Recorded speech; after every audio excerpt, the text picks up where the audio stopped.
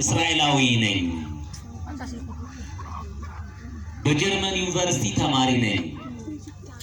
ከትምህርቴ ጎን ለጎን አትሌት ነበርኩ።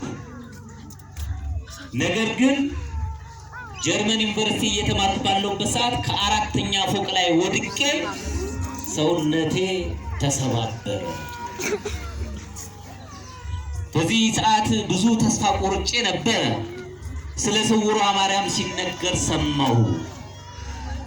ስውሯ ማርያም ለኔም ድረሽልኝ ብዬ ጸበሏን አስመጥቼ ጀርመን ሀገር ጸበሏን ጠጣው። በቃል ኪዳኗ ተማመንኩ።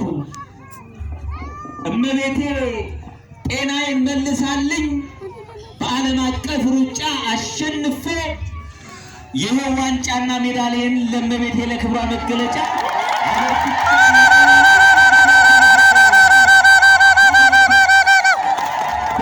በዚህ ወር ብቻ ይሄ ስድስተኛው አትሌታችን ነው።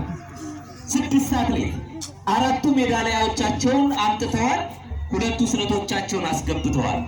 በዚህ ወር ከኤፕሪል ወይም ደግሞ ከሚያዝያ 3 ጀምሮ እስካሁን ባለው ጊዜ ይሄ 6ኛ አትሌት ነው በዚህ ቦታ ላይ መጥቶ እንባው የታበሰለት ማለት ነው።